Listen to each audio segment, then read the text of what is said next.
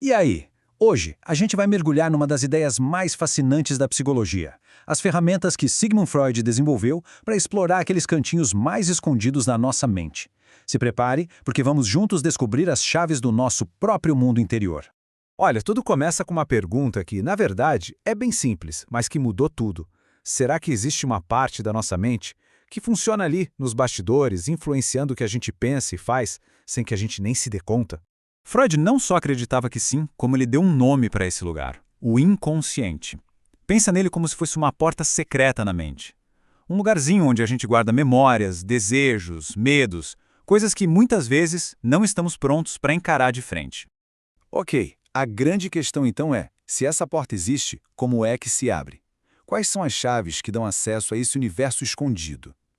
É exatamente isso que a gente vai explorar agora, descobrindo as 3 chaves principais que Freud nos deixou. A nossa primeira chave é talvez a mais simples de explicar, mas, nossa, ela é profundamente poderosa. Vamos conhecer a técnica que Freud batizou de associação livre. A instrução era basicamente essa. Imagina só, alguém dizendo isso. Não tem certo ou errado, a ideia é desligar todos aqueles filtros que a gente usa no dia a dia e simplesmente deixar o pensamento fluir, sabe? Deixar vir à tona. O mais interessante aqui são as regras, ou, para ser mais exato, a falta delas. Falar tudo sem organizar, sem vergonha, mesmo aqueles pensamentos que parecem bobos, que não fazem sentido, tudo é bem-vindo. É nesse espaço sem julgamento que as conexões mais profundas começam a aparecer. E olha só como funciona na prática. Uma palavra vai puxando a outra. Escola pode levar para a prova, que de repente desperta um sentimento de medo. E quando se vê, essa corrente de ideias pode desenterrar uma memória antiga, uma experiência que parecia esquecida, mas que ainda influencia as reações de hoje. Então, o ponto central é este. A associação livre é uma ferramenta para a gente conseguir driblar o nosso sensor interno. Ao falar sem filtro, a pessoa permite que pistas do inconsciente venham à superfície, revelando sentimentos e memórias que estavam lá, trancadinhos. Agora vamos para a segunda chave. E aqui o foco muda para aqueles pequenos erros do dia a dia. Sabe, aquelas coisas que Freud olhava e pensava, isso não é só um acidente. São pistas valiosas do nosso inconsciente. Ah, fala a verdade, quem nunca passou por uma situação parecida, né? Um deslize na fala, um lapso de memória. São aqueles momentos que geralmente deixam a gente com um pouco de vergonha, mas que para Freud eram janelas fascinantes. Freud deu um nome para eles, atos falhos. E a teoria dele é que esses erros não acontecem por acaso. Na verdade, são momentos em que o inconsciente consegue, vazar por uma brechinha da nossa mente consciente.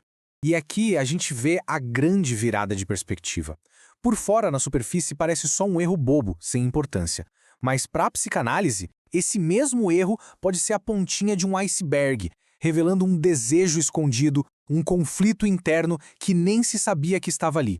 Pensa só nos exemplos clássicos. Trocar o nome de uma pessoa pelo de outra, esquecer aquele compromisso que lá no fundo a gente não queria ir, ou soltar uma palavra totalmente diferente da que se planejava dizer.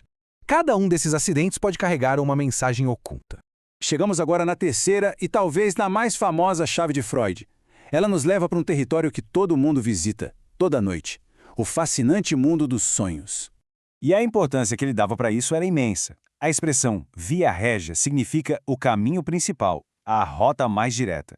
Para Freud, não existia um acesso mais claro, mais direto aos mistérios do inconsciente do que a análise dos sonhos.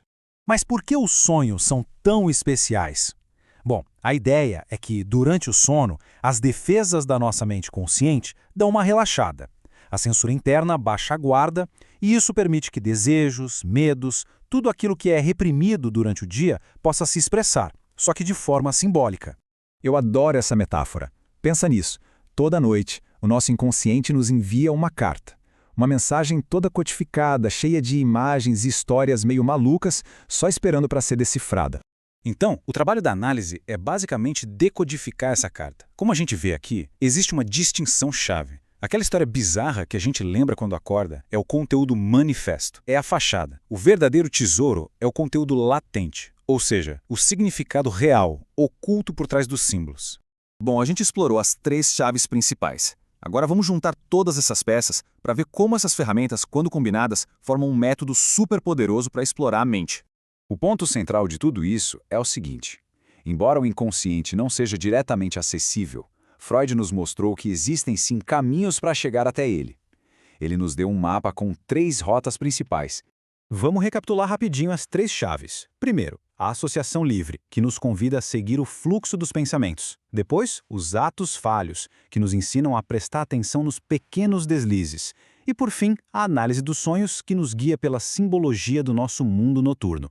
Sozinhas, elas já são interessantes, mas juntas elas formam a base de uma abordagem terapêutica inteira, a psicanálise. Um método dedicado a trazer o que está no inconsciente para a consciência, buscando autoconhecimento e a resolução de conflitos internos.